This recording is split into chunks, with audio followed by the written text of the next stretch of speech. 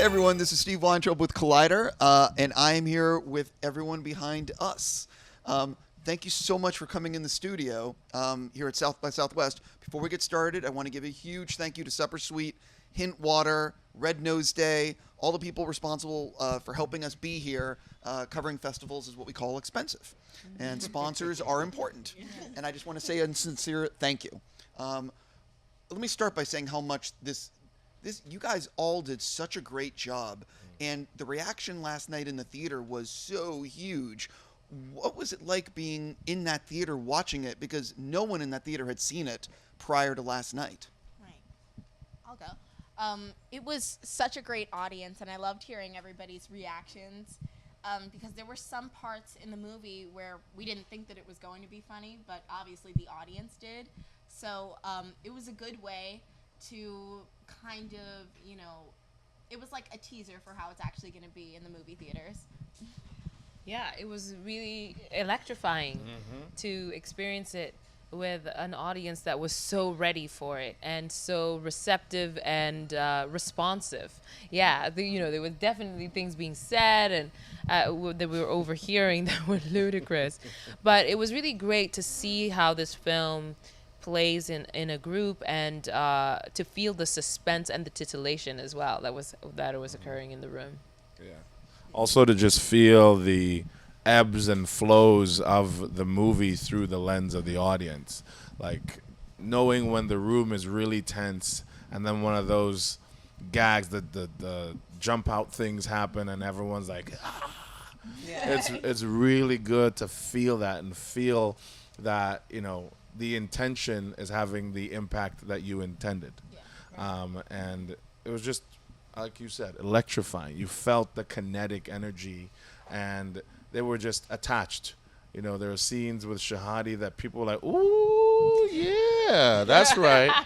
Get him. So when people are that responsive and they are talking to the screen, they become another character for our film, and it's really just refreshing to finally meet that character. It was really nice how to see people react. I was looking like all around this theaters like, ooh, how's he gonna react? How's she gonna react? Because I had still got scared for some of it, like that stupid owl. And I just wanted to see if anybody else gets scared because there are a lot of things that I was scared of that no one else was. Mm-hmm. I understand. I don't think you'd be able to see this movie if you were not in it. Right. Right, exactly. Yeah. More or less. Right. Just a thing. I'm curious. One of these things about this movie is you can't really talk too much about it without ruining some of the twists and turns. Right. So how have you been describing it to like friends and family, and how much are you willing to say about the actual plot? You want to say it? Do you want to take this question? Oh, sure. Or are you just hogging the mic? Okay, I'll go. Okay, so I think that I already saw the movie before last night. So I was I was telling my friends and family that I had already seen the movie, but I couldn't reveal too much. So, as you said, I called it like electrifying, exciting, a crazy adventure. You have to get some good vocabulary words to draw people into the theaters so that they can, get to see more than just the trailer. Right. But I think it's safe to say that the film is about a family, the Wilson family, who go on a summer vacation to their summer home in Santa Cruz. And Adelaide Wilson, who I play, is a woman that is riddled with trauma from her childhood that she can't really explain. And she has a foreboding sense that something bad is going to happen.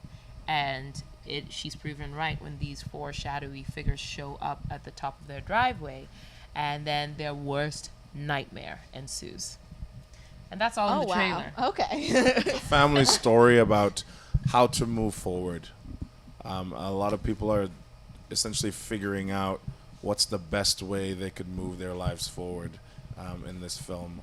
And, that's how I would put it. It's just a family's attempt to move forward. The thing that I think this movie does brilliantly is it can play on multiple levels. It's an action movie. It's a quasi-zombie type movie. It also has a lot of subtext that for the people that want to dig in, there's a lot of underlying messages here. It's very rare for Hollywood to make movies like this that are artistic and this kind of multi-layered kind of a thing. Talk a little bit about the fact that, or maybe if you would touch on that a little bit, about Jordan's writing does so much with this material and it plays on so many different levels. Yeah. Well, for one, just the fact that the Wilsons are just a normal, happy, healthy black family is so different, unfortunately. You know, you don't really get to see a lot of that in horror movies because, you know, representation is just so important for young black girls or just anybody that looks like us. Because I remember when I was younger, I wasn't very content with just being black. So I think that it was really important for Jordan to let the viewers see this family that look exactly like them. Yeah, and Jordan writes layered story, and he also pays homage to cinema and to the horror genre. He brings all that into his story, into his storytelling. So he did that with this film, and what it does for us as actors, it gives us a lot to masticate on. You know, to really dig deep and just challenge ourselves to go deeper and darker, especially in this kind of movie. Yeah. You know, and it's a real opportunity to play. And he's always refining as you shoot, you know. He's always reconsidering and reconceptualizing. But at the heart of it, he has something, he has a kernel of truth that he's trying to investigate. And he stays true to that kernel of truth. I think it's important to also discuss of how he is redefining the iconography that we see every day. So we don't usually think of our black family as the all-American family and the all-American normal. And we're doing that with this film. We're saying this is what normal could look like. So Does look like. yes, this does look like, and essentially this is what your culture is. So it actually doesn't separate anyone from the culture. It actually says this is your culture, and it asks everyone to see themselves in the Wilsons. So whatever change they go through, it puts you in that shoe. It puts you in those shoes to ask, how are you like this? What are your things that you're hiding? What are your demons? What are your scissors? You know, so it really Smart. it's very inclusive in a great way. They all said they were like electrified to see this, but I was fired up. Yes. Like doing horror movies was like a really cool thing because it was unexpected. Like I'd always seen myself as this really good comedian. My jokes are just so bad. But for Jordan to do this was like really important because a lot of the horror movies I see haven't been like a black family. Probably because I don't see horror movies. And True, yeah. after watching like Black Panther, it was really cool like just seeing this black movie. But then when Jordan did like a horror film, a black horror film, that was also like really cool because I haven't seen a black horror film. Yeah, that's good. This film has some very intense scenes that looked like they were also very challenging to shoot with the level of detail in shots. Can you guys share a little bit of what it was like on set filming some of those? I don't want to do any spoilers, but some pretty intense stuff. Yeah. Prosthetics. Oh, yeah. Prosthetics were really hard.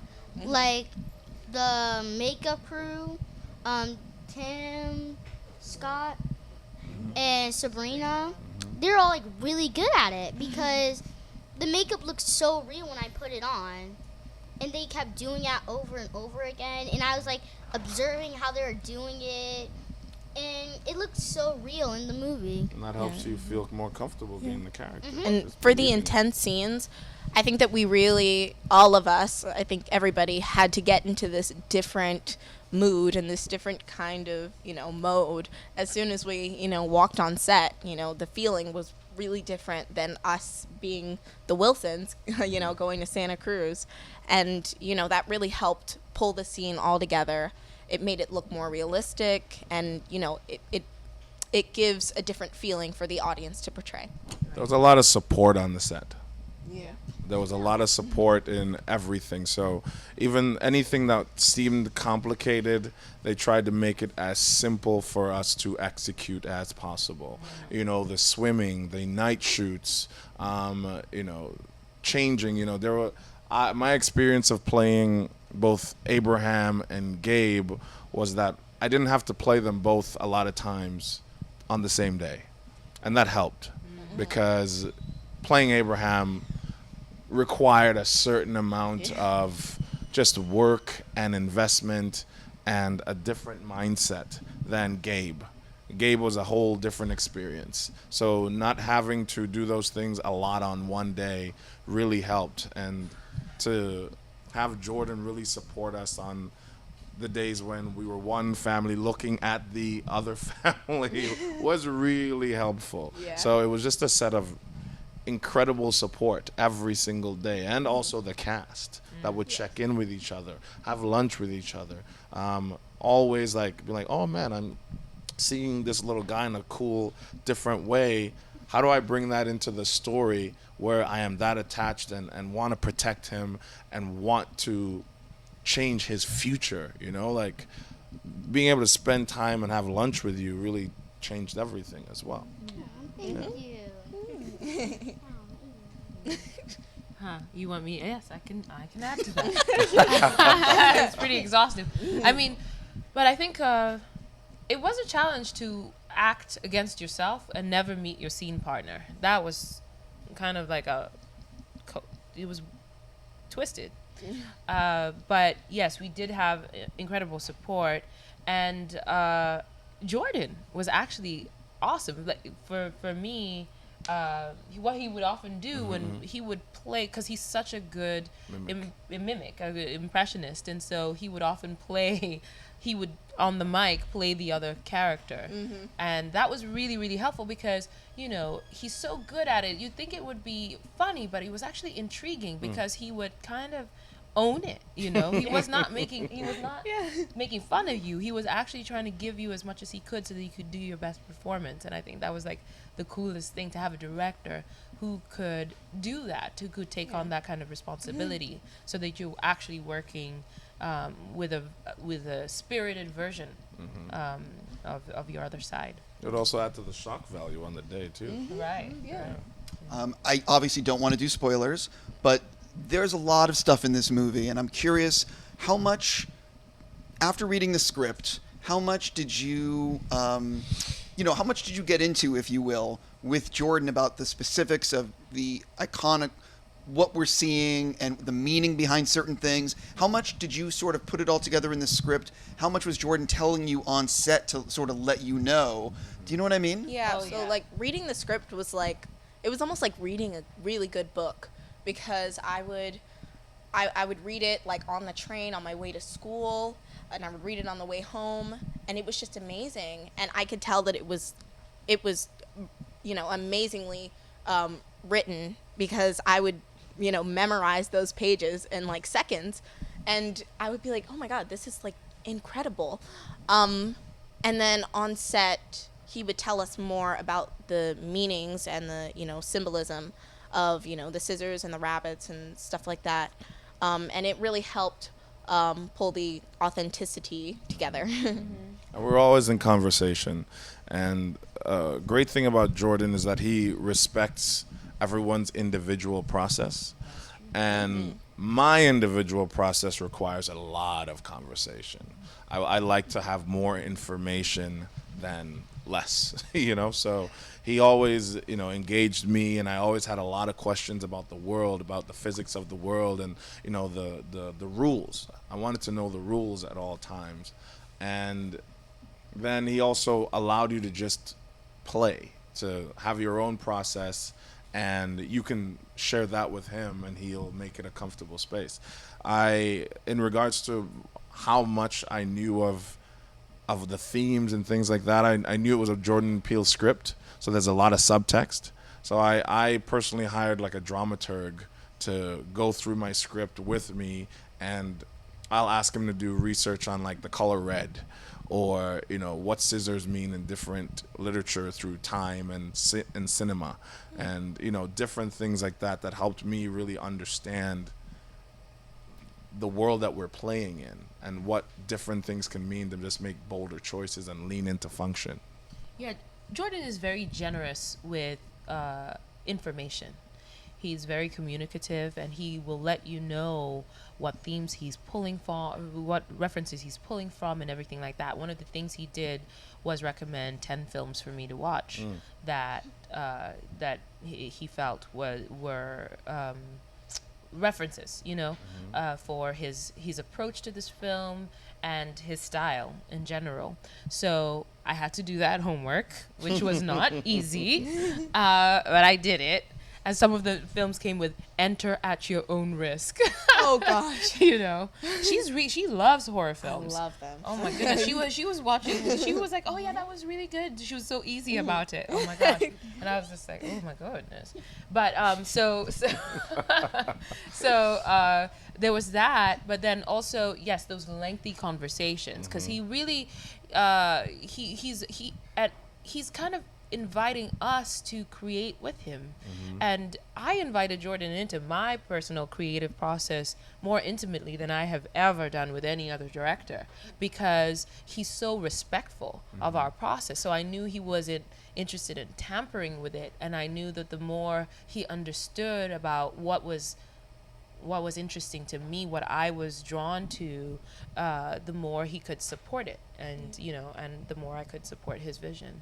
It's very interesting because there are certain filmmakers like a David Lynch who will try to be very mysterious about what he's displaying on screen and leave it up to the viewer's imagination, if you will. It's interesting to hear Jordan's process being more collaborative and informative. He'd show us a lot of footage, like right after. No, he showed me. Well, I wasn't interested. You couldn't watch it. I personally love being Yes. like just involved as much as I can, because I like to know, again, function, so I can know what my character's job is. Right. And if I know what my job is, I can be as aggressive at doing that as possible without caring about how I look or sound or feel.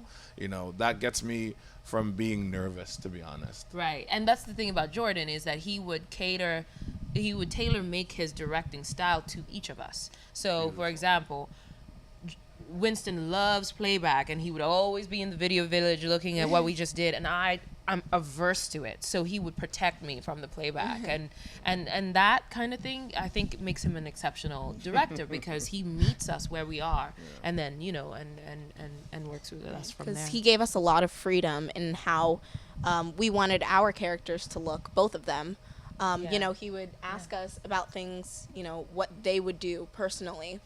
Yeah. And it really helped us, and it helped, make the stunt doubles look more realistic, or, everything. Yeah, and I feel like we could wax poetic about Jordan Peele all day, because it was that kind of experience where every day you'd come back just re-energized every week, and you were like running for your life, for the week. He also gave us just. It's so hard to put into words how much agency from day one. He'd line our doubles up and say, these guys know their characters way more than I'll ever know. So please take any direction from them about what to do with your doppelgangers or physicality, because they're creating something and I work with them, but I want them to just let you know what their process is like. So we felt onus. We felt ownership as well, and that's really important as an artist. I'm going to ask, this is my last thing because you guys have to go. I think a lot of people are curious whether or not this film, because everyone's interested in shared universes and whatnot, does the film take place in the same universe as Get Out? Oh, Ooh, that's such a good question. Okay, there was a theory that this was like a Get Out too, but I'm not sure of that because it was like totally different from Get Out in a way. In many ways. In many ways, like she said, because Jordan's mind had to work like so differently from Get Out. Like Get Out was this revolution, like this weird thing, because I had only seen so little of it. Yeah. And watching this, it was like they're like Adelaide, Lupita's face is just like the person from Get Out's face. So I'm like, their faces are so similar. The ways they react are just so similar.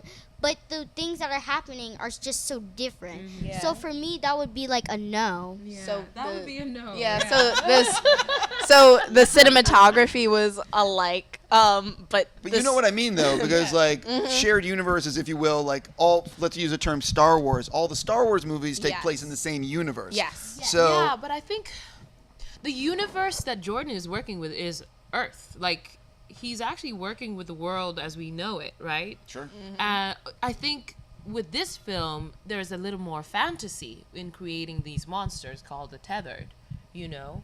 And in a way that in Get Out, the monster is racism.